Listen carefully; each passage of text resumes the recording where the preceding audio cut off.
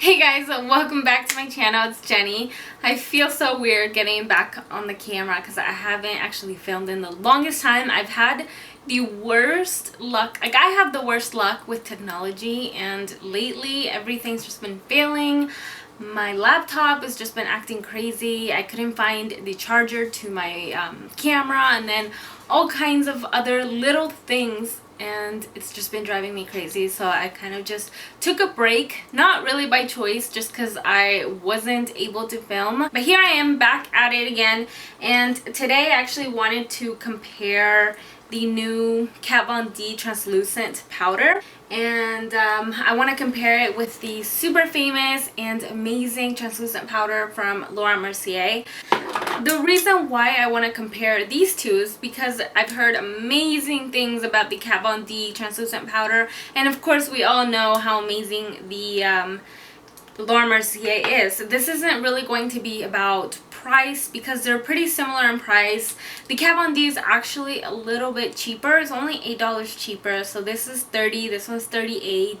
You're getting a little bit more with the Laura Mercier powder. So you're getting 29 grams versus the Locket powder. You're only getting 19 grams. So that's quite a difference. And of course, which one is actually going to do its job and keep my makeup on lasting a lot longer without creasing and keep my face matte. So that is one reason why I want to do this video. Also, I was looking into the ingredients in all of these products, and I was very shocked because from what I've heard, talc is like one of the worst things that you can put on your face, especially because it's loose powder and it's so fine. It's so bad for you to breathe that. So every time now I put my airspun powder on, I basically hold my breath. I was thinking, okay, the Laura Mercier powder has to be some sort of like a mineral powder, because I mean, for $28 and like $8, or actually no, $38 and $8, there has to be like an ingredient in it that's actually good for you. So I was looking into the ingredients. So with the Laura Mercier powder, I'm not sure about this, so don't quote me, but I've heard somewhere along the way that the first ingredient, I guess, is always like the strongest or the most potent in the product. So the first ingredient here is talc. So talc, and then it's magnesium, and then I look at the airspun powder. The first ingredient is talc. The second ingredient is zinc. So from what I know, zinc is a mineral. So to me right now they're pretty similar because they are both like talc based. And then from the Kat Von D tattoo powder, the first ingredient that I saw was actually a mineral. So the mineral that they have is mica, but then their second ingredient is talc. So it's a little hard to say which one is better, because so they all technically have talc in them. So I'm gonna hold my breath when I wear any of these loose powders, but at least the Kat Von D has mica or mica, whatever, as the first ingredient, and since to me that's a mineral, I'm guessing that it's more mineral powder than talc. And another crazy thing that I saw with the Laura Mercier is that it has cornstarch. Freaking cornstarch. That's pretty much it on my observation about ingredients. So right now they're pretty equal. I'm gonna say that right now I'm leaning more towards the Kat Von D, just because I feel like so far it's better in price. It doesn't have as much product, but it still looks pretty even, just, you know, by looking. It must be like a very small amount. So right now I have nothing on. I just have my eyebrows. I have some foundation. The foundation that I chose today, Hourglass Vanish foundation stick.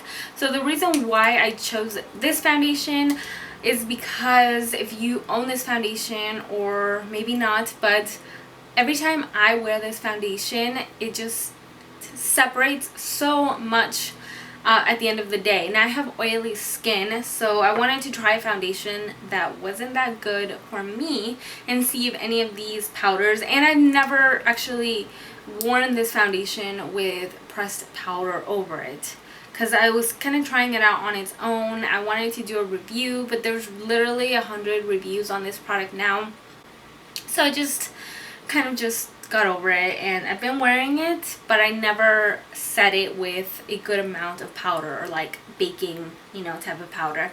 Now I'm just gonna go in and set it with my translucent powders. So I'm gonna first take a little bit of my Laura Mercier powder. I already know that the Laura Mercier powder is really good because I use it all the time. So I'm really just comparing to see which one is better, because I don't know, just because they both have really good reviews. It's just one of my experimental videos.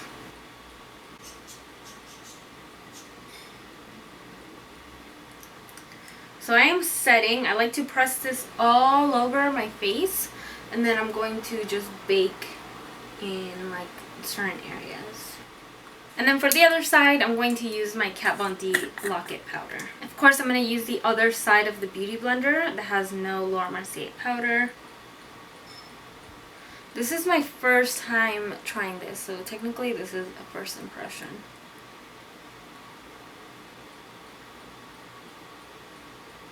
Right away, I can see the difference. It's not a 100% matte finish. It actually has a slight like radiant finish. Not radiant as in like you're glowing or you're dewy or anything, but it looks like it's more of like a natural finish. The Laura Mercier is definitely really matte. So let's just see what happens when I bake with this. And it's the weirdest thing, but the Kat Von D powder is the Kat Von D powder is kind of cooling. It feels like very cold when I apply it. So Laura Mercier, Kat Von D, just remember that because I always forget. I think I'm just gonna go on with the rest of my makeup, and I'll be right back when I start to kind of dust this off. Okay, so I just got back. I did my eyes and my lips. Everything looks so much brighter on the viewfinder than it does in real life. So these lips is actually Lolita 2. It doesn't normally look this pink. It looks kind of coral pink, but it's a lot more toned down. The eyes I've just been obsessed with lately. I've been using the Melt Cosmetics Rust Stack, and I'm so in love with it. I still have a little bit of my baking powder left on. I'm gonna go in and sweep it away right now.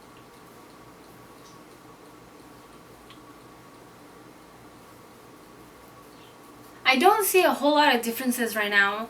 The only thing that I did notice while applying it was that I feel like the Laura Mercier powder is not as translucent as the Lock-It powder, but that's just a very like small difference. Okay, so now that it's all gone, I'm just going to do a little bit of contouring, and to dust all that away, I use my Pro Feather Weight Fan Brush from Sephora collection, if you guys were wondering. Amazing. Last but not least, I'm going to use a little bit of my Smashbox primer water.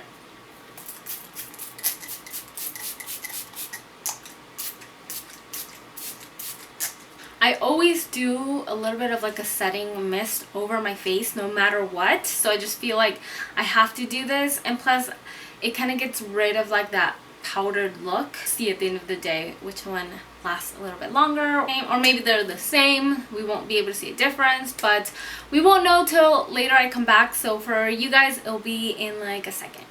Alright guys, so I'm back for the final review. My face is not that oily right now. I did have to go in and blot my face.